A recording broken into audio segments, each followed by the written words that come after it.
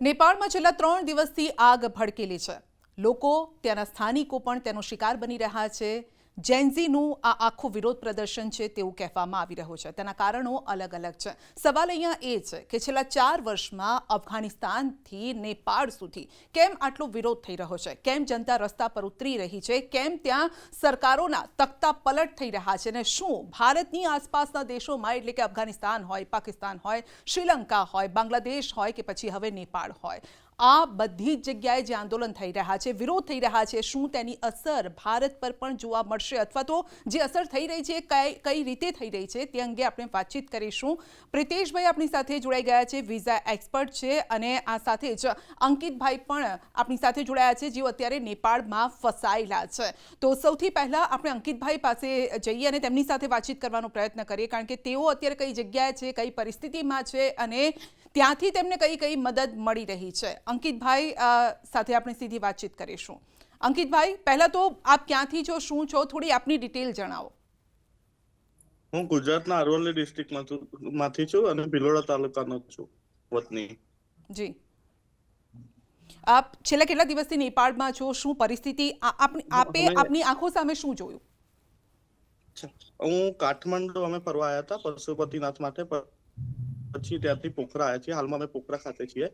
અહીંયા લેકનો વિસ્તાર છે, જ્યાં ટુરિસ્ટ માટેનો વિસ્તાર છે. તો જ્યારે અમે ગઈકાલે લેકમાં ફરી રહ્યા હતા ત્યારે અમે 2 હોટલોમાં આગ બળવાની ઘટના જોઈ કે ઊંચે સુધી આગ બળતી હતી. એના પછી થોડી વાર પછી 5 થી 6 જગ્યાએ 5-6 પ્રોપર્ટીઝ લગભગ 1 કિલોમીટરના એરિયામાં સળગતી હતી. તો ગઈકાલે પછી હોટલેથી અમે પાછા જવા માટેનો ટ્રાય કર્યો, પણ પરિસ્થિતિ સારી ન લાગતા પછી અમે હોટલમાં રોકાઈ ગયા. તો લગભગ આ વિસ્તારની 5 થી 6 હોટલોમાં આગ ચાંપવાની ઘટના બનેલી છે. અને અમે જે જગ્યાએ રહેલા છીએ હોટલથી લગભગ 50 થી 100 મીટરના વિસ્તારમાં 2 હોટલો સળગેલી છે. અહીંયા જસ્ટ મારી નજરની સામે દેખાય છે, ગઈકાલે 4 થી 5 ફ્લોરની હોટલ છે તે સળગી ગઈ છે.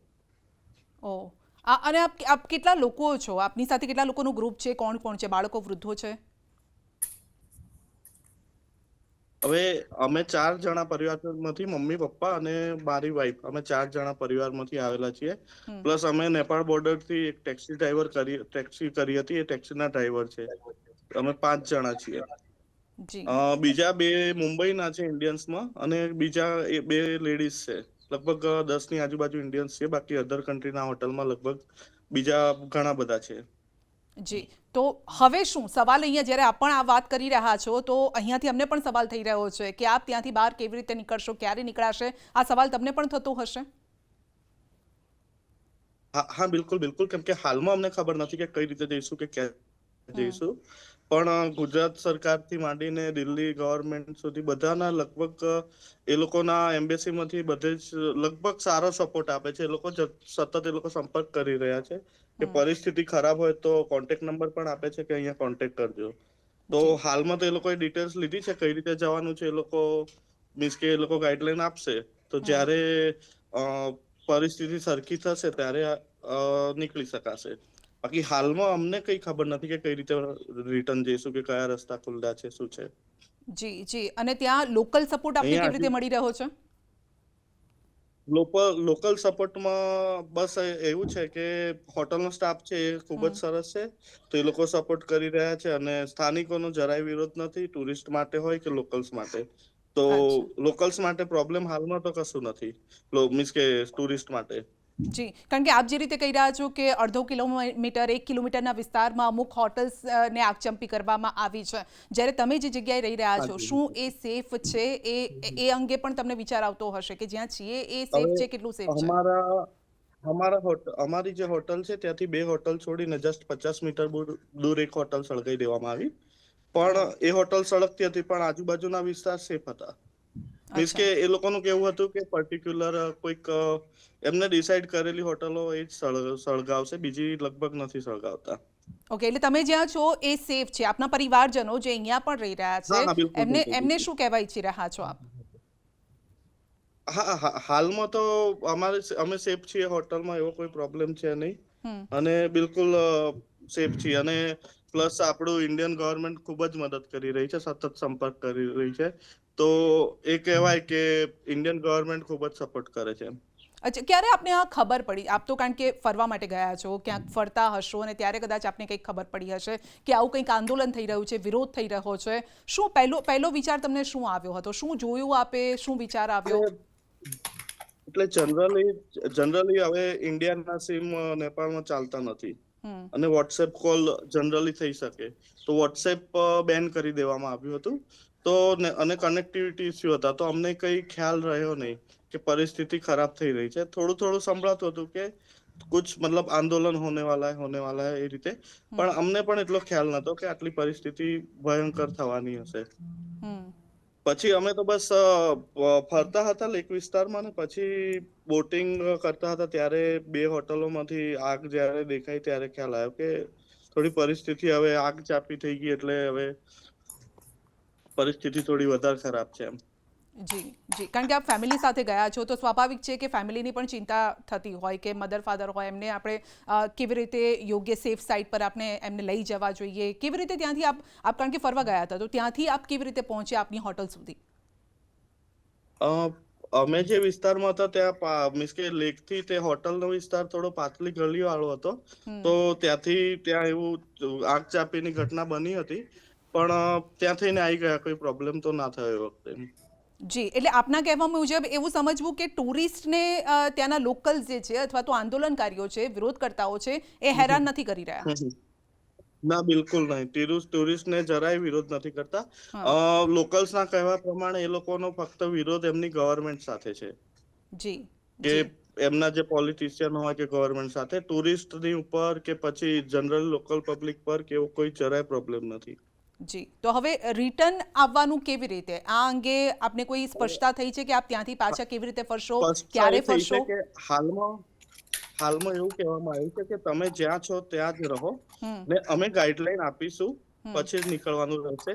કાં તો પછી એ લોકો અમને સપોર્ટ કરીને આપણી ગવર્મેન્ટ અને જે પણ જે રીતે કાઢશે. જી, આપ કેટલા દિવસ માટે ત્યાં ગયા હતા ફરવા માટે, ટૂર માટે? કાલે મારો ત્યાં આગળ આજે પોખરામાં ગઈકાલે 3જો દિવસ હતો અને આજે 4થો દિવસ થાય છે. ગઈકાલથી આંદોલન ઉગ્ર થઈ ગયું, પોખરામાં ન હતું. હવે હાલમાં છે તે આજુબાજુના વિસ્તારમાં આર્મી કર્ફ્યુ લાગેલો છે. ઓકે. હા, આર્મી અત્યારે મોરચો જે સંભાળી આજ લીધો છે, સવારથી આર્મી એટલે છે, તો આપને હવે આર્મી થોડુંક સાથે સેફ લાગતું હશે કારણ કે હા, આર્મીના જવાનો હશે, ફૂટ બિલકુલ માર્ચ પણ બિલકુલ કરતા હશે ત્યાં. બિલકુલ બિલકુલ બિલકુલ જી બિલકુલ બિલકુલ બિલકુલ આર્મીના જવાનો છે તો બિલકુલ સેફ લાગી રહ્યું છે, અને મુવમેન્ટ જરા પણ નથી. ઓકે. એટલે પબ્લિકની અવર જવર રસ્તા પર હાલ બંધ થઈ ગઈ છે. જી, એટલે હજી આપને લાગે છે કે 1, 2 કે 3 એક દિવસ પછી કદાચ પરિસ્થિતિ થાળે પડે ને પછી તમે ત્યાંથી ગુજરાત પાછા આવી શકો? હા, બિલકુલ બિલકુલ 2 દિવસ તો લગભગ લાગશે એવું લાગે છે અહીંયા. ને જી ગઈકાલે જયારે આગની ઘટના બનતી હતી તો કોઈ મીન્સ કે પોલીસ કે પછી ફાયર કે એમ્બ્યુલન્સ એની કોઈ સાયરનની અવાજ અમને સંભળાઈ ન હતી ગઈકાલે તો. ઓકે. અને આજે? ને આજ સવારથી સિક્યોરિટી બિલકુલ ટાઈટ. આજે સિક્યોરિટી મીન્સ કે આર્મી હતી તો રસ્તા બંધ છે, સિક્યોરિટી બહુ ટાઈટ છે આજે. જી, કારણ કે આવી જ્યારે પરિસ્થિતિઓ હોય ત્યારે ઘણી વખત એવું થતું હોય છે કે લોકલ પણ ત્યાંથી એટલો સપોર્ટ ન કરે. ધારો કે ફોર એક્ઝામ્પલ આપણે લઈએ તો હોટલ્સના ચાર્જિસ વધારી દે અથવા ફૂડના ચાર્જિસ વધારી દે, આવું કંઈ થઈ રહ્યું છે આપની સાથે? હવે બીજા એરિયાનો તો અંદાજ નથી, પણ લગભગ આજુબાજુના હોટલમાં કે એવું ચાર્જિસ વધારે હોય એવું બિલકુલ જરાય નથી. ને હોટલ્સ વાળાનો પૂરો સપોર્ટ રહે છે ટુરિસ્ટ માટે. ઓકે. તો ચાર્જિસ વધારી દીધા હોય કે પછી આજુબાજુ એવું નથી. હાલમાં તો બિલકુલ નથી એવું. જી જી, અચ્છા, મારો છેલ્લો સવાલ અંકિતભાઈ આપને કે આપે ક્યારે સ્વાભાવિક છે કોઈએ ન વિચાર્યું હોય કે આવું કંઈક થશે, પરંતુ પહેલો જ વિચાર શું આવ્યો હતો કે આ સમય કદાચ ન આવ્યા હોત તો સારું હતું, પછી ક્યારેક આપણે ટ્રીપ કરી હોત તો સારું હતું, આવું કંઈ વિચાર આવે બોલચાલની ભાષામાં આપણે જ્યારે વાત કરતા હોય પરિવાર સાથે? બિલકુલ બિલકુલ. હવે પ્રથમ મીન્સ કે પહેલી જ વાર ઇન્ડિયાથી બહાર નેપાળમાં આવ્યા, ને પ્રથમ વાર નેપાળ આવવાનું હતું, તો હવે પરિસ્થિતિ ગંભીર થાય અને પછી આ તો ઠીક છે કે હોટલ બુક હતી, બાકી કોઈ મીન્સ કે તો અને હોટલ બુક હતી, બાકી તો હોટલ બુક ના હોય તો ટ્રાન્સપોર્ટ વેહિકલ શક્ય ન હતા, બસો શક્ય ન હતી, કે કઈ રીતે કોને ક્યાં જવું કઈ ખબર પડત નહીં. જી તો જી એ વખતે પરિસ્થિતિ ખૂબ જ ગંભીર થઈ જાય. જી બિલકુલ, બહુ સાચી વાત આપે કરી છે. પ્રિતેશ પટેલ પણ આપણી સાથે જોડાયેલા છે, વિઝા એક્સપર્ટ છે. પ્રિતેશભાઈ, આપનું પણ સ્વાગત છે. આપની પાસેથી જાણવા ઈચ્છી રહ્યા છે, કારણ કે મેં શરૂઆતમાં જ વાત કરી કે અફઘાનિસ્તાનથી નેપાળ સુધી છેલ્લા 4-5 વર્ષમાં આપણે જોયું છે આંદોલનો થયા, હિંસા થઈ, આ સાથે સરકાર સામે એક મોરચો મંડાયો છે, યુવાનો ખાસ કરીને રસ્તા પર ઉતરી રહ્યા છે. નેપાળની હાલની જો વાત કરીએ તો આ પરિસ્થિતિને આપ પહેલાં તો કઈ રીતે જોઈ રહ્યા છો? સાચી વાત કહીએ તો એક આ શરૂઆત થયેલી હતી કે એક સાયલેન્ટ પ્રોટેસ્ટ રીતે, કારણ કે મારા બિઝનેસ મિત્ર બી છે નેપાળમાં.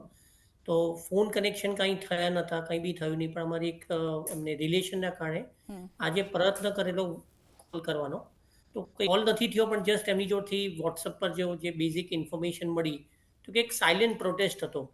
પણ જે શૂટ એન્ડ સાઇટના ઓર્ડર હતા, એક યંગ છોકરાને, એક 19-20 વર્ષના છોકરાને ફાયરિંગ કરીને અને પોલીસવાળા દ્વારા જે એમનું મૃત્યુ થયું, પછી આખું એક જે ગ્રુપ હતું એ આજે એક સાયલેન્ટ પ્રોટેસ્ટને બદલે એક આજે વાયલન્સ પર આવી ગયેલું હતું.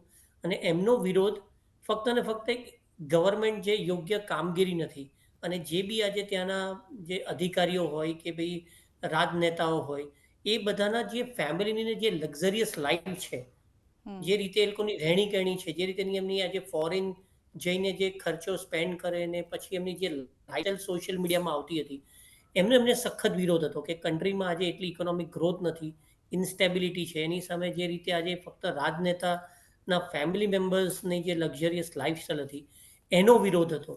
અને એક સાયલેન્ટ પ્રેસથી આજે સોશિયલ મીડિયા બેન કરવામાં આવ્યું. તેથી આખી આજે જે આમ કહેવાય કે એક જાતનું અજારકતા ફેલાઈ ગઈ છે આખા દેશમાં. ઘણું બધું આજે એમને દેશને નુકસાન પહોંચાડ્યું છે. પણ આ ફક્ત નેપાળ નથી, એક આપણી માટે જો તમે જે રીતે કીધું એ રીતે કે આ બહુ વર્ષો પહેલાંથી શરૂ થયેલું છે કે જ્યારે ગવર્મેન્ટ પર તમને આજે તમારી અયોગ્યતા હોય કે તમને આજે કામ સારી રીતે ના થાય. તો ઇથોપિયામાં થયેલું હતું 2000 કે 1999ની સાલમાં, ઇક્વેડોરમાં બી થયેલું હતું, અને હમણાં ઘણા 3-4 વર્ષમાં આપણા ભારતની જોડે સરાઉન્ડિંગમાં બાંગ્લાદેશમાં બી થઈ ગયું છે 2024માં, શ્રીલંકામાં બી 2022માં થઈ ગયું છે, અને અત્યારે આ જ પરિસ્થિતિ ઊભી થઈ છે નેપાળમાં. તો કંઈ ને રીતે આજે અંશે એ અયોગ્ય છે.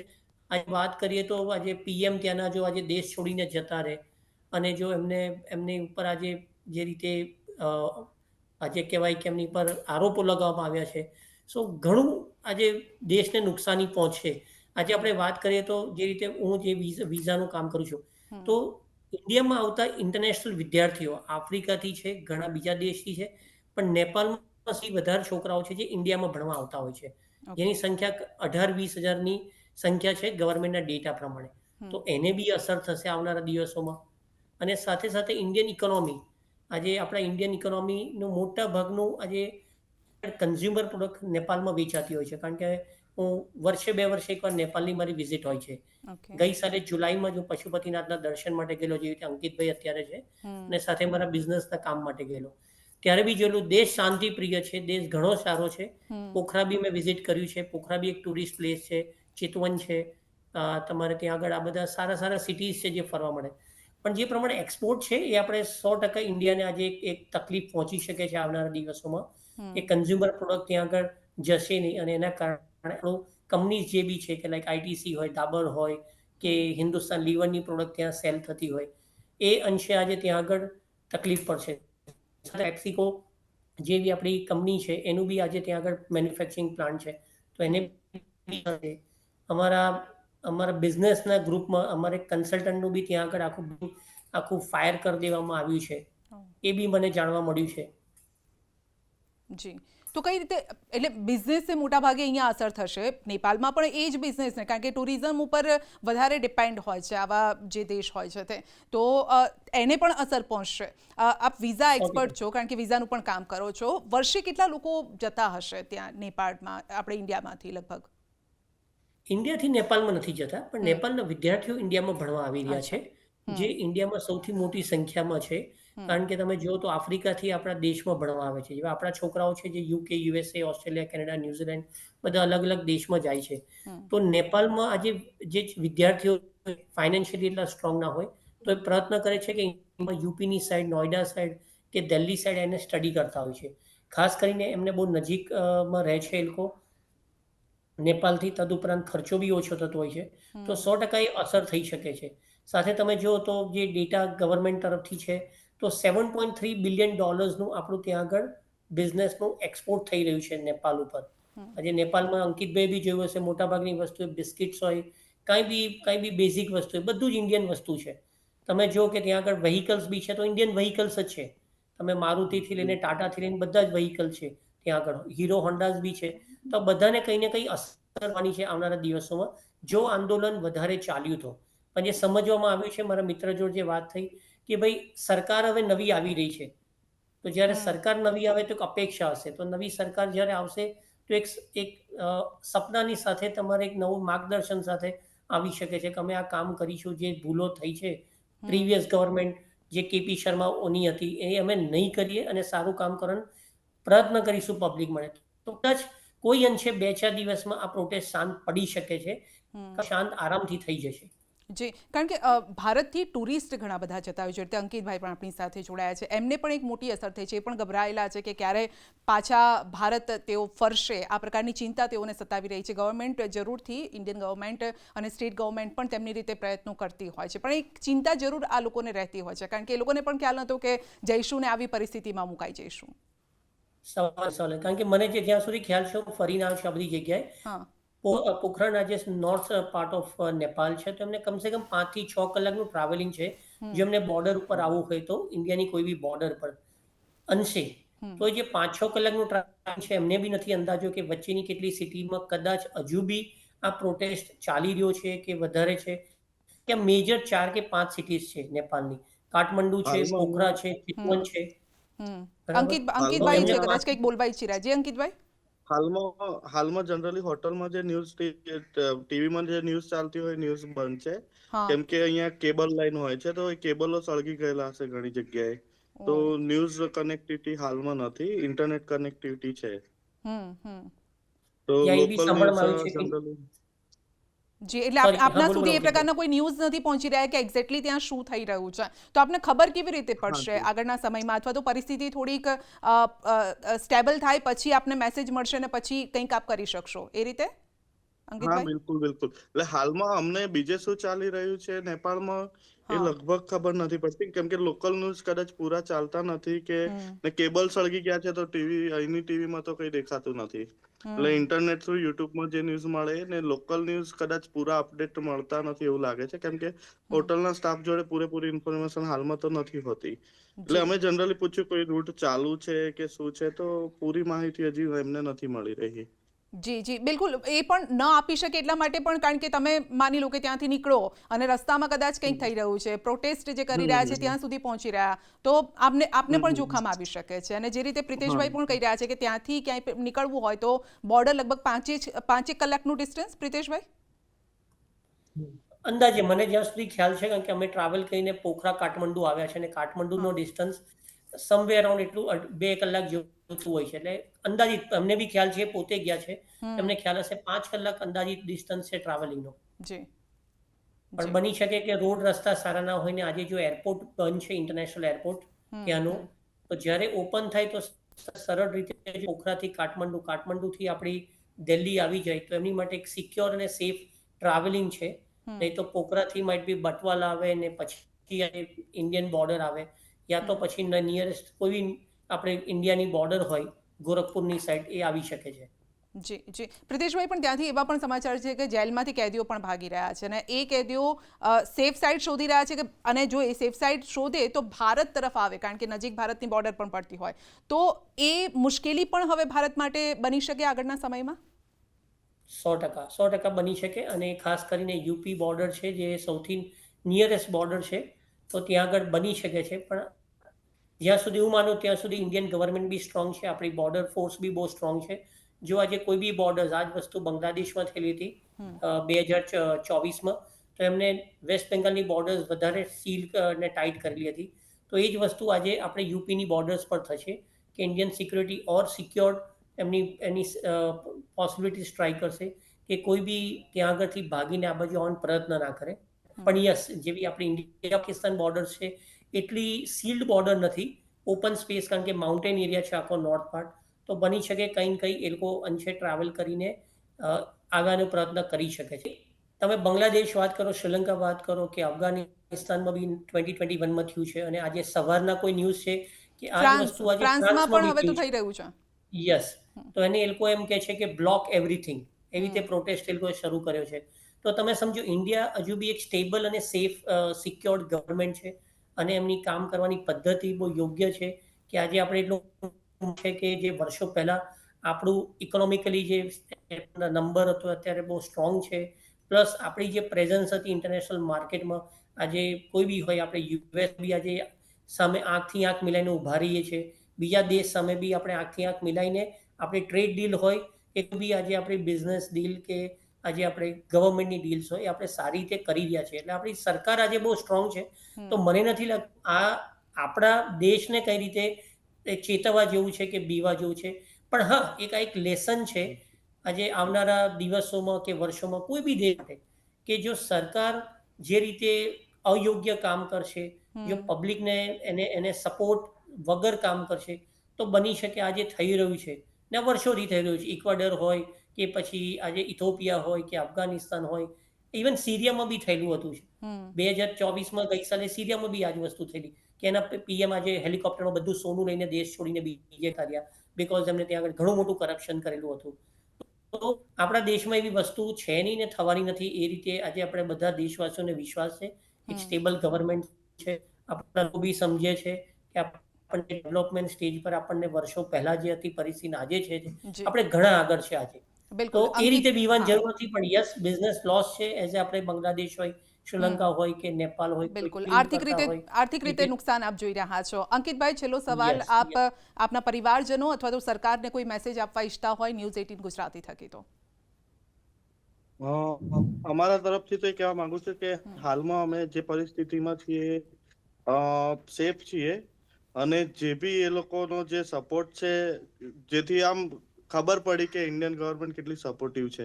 ઇન્ડિયાની બહાર આવ્યા પછી ખ્યાલ આવે છે કે લોકો લગભગ અલગ અલગ ઓફિસર્સ થી માંડીને એમએલએ એમપીઝ ઓલમોસ્ટ લગભગ 10 થી 15 કોલ ઓફિશિયલ્સ ના આયા ગવર્મેન્ટના અલગ અલગ, કે એ લોકો દરેકે કીધું કે કઈ બી તકલીફ હોય તો નંબર પર કોન્ટેક્ટ કરજો. તો એવું કહી શકાય કે ઇન્ડિયન ગવર્મેન્ટ જબરજસ્ત મદદ કરી રહી છે ઇન્ડિયાની તરફથી બીજી બિલકુલ. એટલે કન્ટ્રીમાં. ભારતમાં છો ત્યારે તો સેફ છો, પરંતુ ભારતની બહાર જાઓ છો ત્યારે પણ તમે સેફ છો, અને એનું હા, તમે બિલકુલ બિલકુલ બિલકુલ એક્ઝામ્પલ પણ અમને આપ્યું છે. બિલકુલ. પ્રિતેશભાઈ, કેમ અંકિતભાઈ કે આપનો. હાલમાં હા જી જી જી. હવે હાલમાં અમને નેપાળ ગવર્મેન્ટનું તો ખબર નથી, પણ વિશ્વાસ છે કે ઇન્ડિયન ગવર્મેન્ટ છે તો કોઈ ચિંતા નથી. ઇન્ડિયન ગમે ત્યાં સેફ છે, પછી ગમે ત્યાં હોય જી અધર બિલકુલ કન્ટ્રીમાં. બિલકુલ. અંકિતભાઈ, પ્રિતેશભાઈ, આપનો આભાર અમારી સાથે જોડાવા બદલ. તો જે રીતે ત્યાં નેપાળમાં ફસાયેલા છે, અંકિતભાઈ પણ કહી રહ્યા છે કે અમે જરૂર પરિસ્થિતિ આસપાસ ઠીક નથી, પરંતુ તેઓ સેફ છે. પ્રિતેશભાઈ પણ કહી રહ્યા છે આર્થિક રીતે ભલે નેપાળમાં આગચંપી થઈ છે, નેપાળમાં આંદોલન થયા છે, આર્થિક રીતે ભારતને પણ નુકસાન છે, પરંતુ ભારતમાં આ આગ નહીં પહોંચે, કારણ કે ભારતના લોકો પણ એટલા સમજુ છે અને સરકાર પણ તેમની સાથે છે. નમસ્કાર.